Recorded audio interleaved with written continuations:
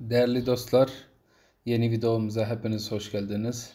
Yeni videomuzun konusu Pepuk kuşu. Bir varmış bir yokmuş. Vakti zamanında Kuzey Mezopotamya'nın küçük bir dağ köyünde anne baba ile iki çocuğu yaşarmış. Çocuklarının biri erkek, diğeri de kız imiş.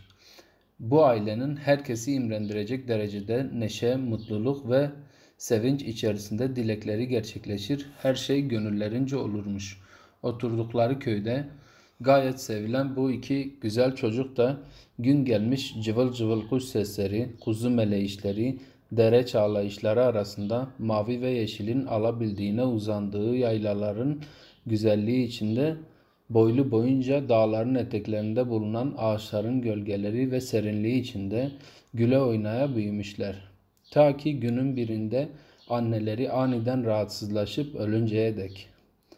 Bu durum ailenin tüm neşesini, huzurunu, mutluluğunu üzüntüye çevirip yok etmiş. İki kardeş de artık eskisi gibi ne gülmüş ne de sevinip oynamışlar. Her tarafa ağır bir yaz ve sis bulutu çökmüş. Bir müddet sonra evde aş pişirecek kimsesi olmadığı için babaları yeniden evlenmek zorunda kalmış. Evlenmiş de üvey anneleri kısır olduğu ve de çocuğu olmadığı için çocukları hiç sevmez, düşmanca davranırmış. Fırsat buldukça kötülük eder, elinden gelen her zulmü yapmaktan geri durmazmış. Hele babaları evden çıkınca vay haline çocukların.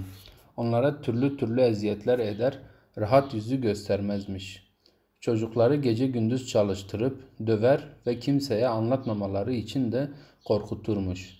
Zavallı çocuklar bütün bu kötülüklere rağmen yine de babaları ve annelerinin yaptıklarına inanmaz diye çaresiz her eziyete katlanarak yaşamlarını sürdürme çabası göstermişler. Babalarının yine evde olmadığı bir bahar günü üvey anneleri iki kardeşe torba, bıçak ve kazma vererek dağa kenger toplamaya gönderir. İki kardeş sabah erkenden evden ayrılarak kenger toplamak için dağın yolunu tutmuşlar. Abla bir bir topladığı kengerleri kardeşinin sırtında taşıdığı torbaya koyarmış ve böylece de hava kararmaya başlayıncaya kadar kenger toplamışlar. Artık köye dönmek üzereyken abla kardeşinin sırtında taşıdığı torbanın dolup dolmadığını anlamak için torbayı yere indirip bakmış ki ne görsün. Torbada bir tek kenger yok. Bu duruma şaşıran iki kardeş sabahtan beri topladığımız kengerleri gizli gizli yedin mi? Biz şimdi eve nasıl döneriz? Üvey annemiz bizi öldürür deyip çıkışmış kardeşine. Kardeşi ise hayır abla bana yemem için verdiğim bir tek kengerin dışında yemin olsun ki yemedim demiş. Ancak ablasını bir türlü inandıramamış. Abla eğer hala bana inanmıyorsan istersen karnımı aç da bak demiş. Ablası almış bıçağı karnını yarmış bakmış ki kendisinin verdiği bir kengerin dışında midesi bomboş kardeşinin. Meğerse kengerleri o yememiş. Kardeşi doğru söylemiş. Kardeşinin karnını dikmeye çalışmışsa da kardeşi oracıkta ölmüş. Gidip torbaya tekrar bakmış ki torbanın dibi delik ve sabahtan bu yana topladıkları kengerlerin döküldüğünü anlamış. Meğer üvey anneleri onlara akşam kötülük etsin diye dibi delik torbayı vermiş.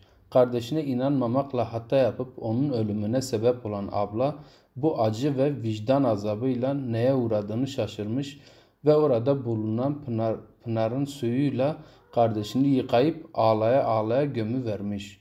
Gömütün yeri belli olsun diye de başucuna bir fidan dikmiş. Eve döndüğünde kardeşini soran babasına o biraz yoruldu, oduncularla gelecek demiş. Oduncular gelmiş, çocuk gelmemiş. Nahırla gelecek demiş. Nahır da gelmiş ama çocuk yine yok. Davarla gelecek. Davar da gelmiş, çocuk hala ortada yok. Genç kız bir yandan baba korkusu, diğer yandan vicdan azabıyla kıvrılmış, yanmış, tutuşmuş, parça parça olmuş yüreği. Kardeşine inanmamakla hata yapıp onun ölümüne sebep olan abla bu acı ve vicdan azabıyla Allah'a yalvarmaya, dua etmeye başlamış. Allah'ım beni pepik kuşu yap ve bu dağlara sal ki dünya döndükçe dağlardan dağlara kardeşim diye seslenip durayım. Efsane bu ya. O gece kızın dileği kabul olur. Genç kız o gece Allah'tan pepuk kuşu olmuş ve gidip kardeşinin başucundaki ağaca konup hep kardeşi için seslenip durmuş. Ve işte o gün bugündür bu kız pepuk kuşu olarak dağlarda oradan oraya dolaşarak kardeşini öldürdüğü için herkese kendini ihbar eder durur. Her bahar mevsimi kengerin yerden bitmesiyle beraber pepuk kuşunun acıklı ötüşü de başlar. Zazaca. Pepu, keku, kam kert, mı kert, kam kışt, mı kışt, kam şut, mı şut. Ah, ah, ah. Kurmancı. Pepu, keku, kekir, mınkır, kekuşt, mınkuşt, keşuşt, menşuşt. Ah, ah, ah. Türkçesi ise şöyle. Pepu, keku, kim yaptı, ben yaptım, kim öldürdü, ben öldürdüm, kim yıkadı, ben yıkadım, vah, vah, vah. Değerli dostlar, efsanemiz bu kadar. İnşallah beğendiniz. Kalın sağlıcakla.